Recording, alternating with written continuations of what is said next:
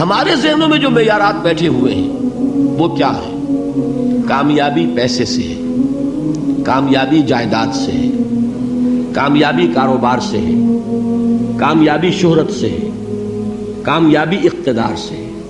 یہ معیارات ہیں. جو جتنا دولت مند اتنا کامیاب، جو جتنا مشہور اتنا کامیاب، جو جتنا پاپولر اتنا کامیاب، جو حکومت پر پہنچ گیا کامیاب، جس نے بڑا کاروبار جما لیا کامیاب، جس نے بہت جائیداد بنا لی کامیاب. یہی ہے اصل میں ساری بس کی گانٹھ.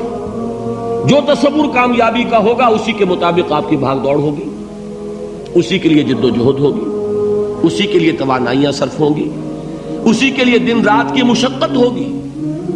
یہ ہے اصل شے جس کی یہاں نفی ہو رہی ہے.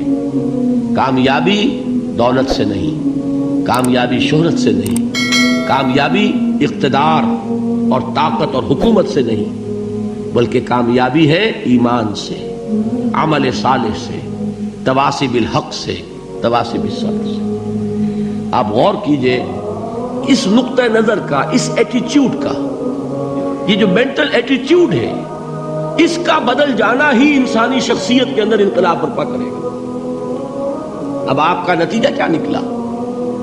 اگر تو دولت سے کامیابی ہوتی تو قارون بہت کامیاب تھا، اگر حکومت سے کامیابی ہوتی تو فرعون اور نمرود بہت کامیاب تھے.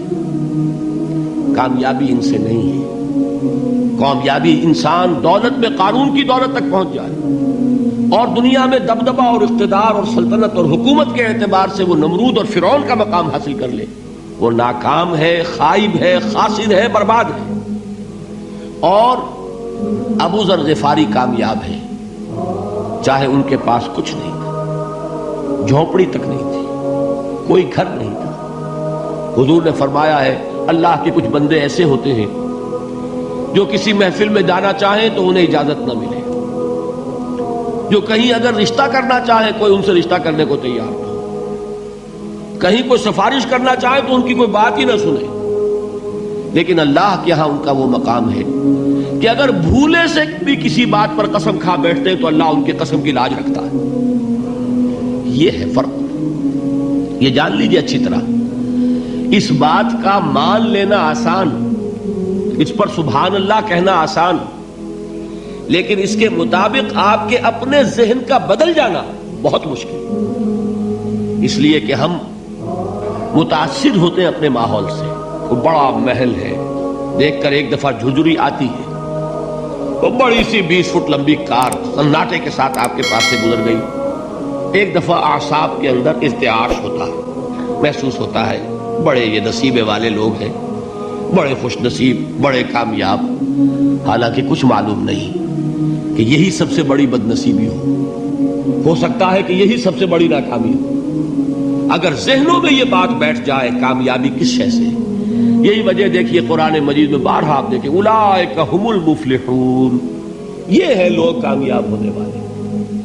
آج یہ آپ نے نماز میں وہ آیات سنی، یا ایھا الذین آمنوا ارکعوا واسجدوا واعبدوا ربکم وافعلوا الخیر لعلکم تفلحون. اے ایمان والو، رکوع کرو، سجدہ کرو، اپنے رب کی پرستش اور بندگی کرو اور اچھے کام کرو تاکہ تم کامیاب ہو جاؤ. تو کامیابی کن چیزوں سے ہے؟ یہ ہے سب سے بڑا سبق. یہ ہمارے دل میں اگر بات بیٹھ جائے، ٹھک جائے، تو زندگی بدل جائے گی. صبح و شام بدل جائیں گے، نقشے بدل جائیں گے، بھاگ دوڑ کا رنگ بدل جائے گا، ویلیو سٹرکچر بدل جائے گا. آج وہ ایک چیز نہایت اہم نظر آ رہی ہے، کل نہایت غیر اہم نظر آئے گی. جیسے کہ حضور کی حدیث ہے مالی ولد دنیا، مجھے تمہاری اس دنیا سے کیا سروکار ہے.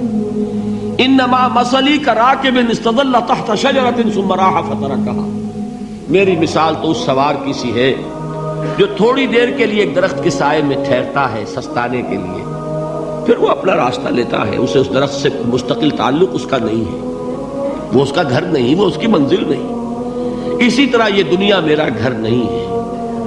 اب دیکھیے ہم کہتے ہیں انا للہ و انا الیہ راجعون، ہم تو مسافر ہیں، ہم اللہ کے پاس سے آئے، اللہ کی طرف ہمیں لوٹ جانا ہے. کن فی الدنیا کانک غریب و عابر سبیل، حضور فرماتے ہیں دنیا میں ایسے رہو جیسے کہ تم اجنبی ہو یا راہ چلتے مسافر. لیکن یہ طرز عمل کب ہوگا؟ جبکہ یہ آیت ہمارے ذہنوں کے اندر بیٹھ گئی ہو، والعصر ان الانسان لفی خسر الا الذین آمنوا وعملوا الصالحات وتواصوا بالحق وتواصوا بالصبر۔ یہ ہے اصل بات جو میں نے عرض کیا تھا کہ میں بتاؤں گا صحابہ کیوں ایک دوسرے کو یاد دلاتے تھے۔ اس لیے کہ دیکھیے جیسے برف باری اگر ہو رہی ہو، آپ باہر نکلیں گے تو برف آپ کے کپڑوں پر جم جاتی ہے نا، تو آپ جھٹکتے ہیں کپڑوں کو تاکہ برف ہٹ جائے۔ ہمارے ایمان پر اس دنیا میں رہتے ہوئے جب ہم متاثر ہوتے ہیں ماحول سے تو گردہ آ جاتا ہے، برف پڑ جاتی ہے، اس کو جھٹکتے رہنے کی ضرورت ہے۔ اور وہ جھٹکنے کی بہترین اور مؤثر ترین شکل یہی ہے کہ یاد رکھو کامیابی ان چیزوں سے نہیں ہے۔ چمک دمک جو ہے دنیا کی، یہ ساری چمک دمک جو تمہیں رجھا رہی ہے، جو تمہیں اپنے اندر گم کیے ہوئے، یہ لفظ گم پر اقبال کا وہ شعر یاد آ گیا کہ کافر کی یہ پہچان کے آفاق میں گم ہے، اور مومن کی یہ پہچان کے گم اس میں ہے آفاق۔ تم گم نہ ہو کر رہ جاؤ، اس میں مبہوت نہ ہو کر رہ جاؤ، مرعوب نہ ہو کر رہ جاؤ، دنیا ہی کی محبت تمہارے اوپر ڈیرے نہ ڈال دے، تمہارے دلوں کے اوپر مسلط نہ ہو جائے۔ لہذا تازہ کرتے رہا کرو، والعصر ان الانسان لفی خسر الا الذین آمنوا وعملوا الصالحات وتواصوا بالحق وتواصوا بالصبر۔ پھر یاد کر لو، پھر تازہ کر لو اپنے اس یقین کو کہ کامیابی دولت سے نہیں، کامیابی ثروت سے نہیں، کامیابی اقتدار سے نہیں، کامیابی شہرت سے نہیں، کامیابی جائیداد سے نہیں، کامیابی ہے ایمان سے، کامیابی ہے عمل صالح سے، کامیابی ہے تواصی بالحق سے، کامیابی ہے تواصی بالصبر سے۔ یہ چار چیزیں ہیں کہ جو کامیابی کے لوازم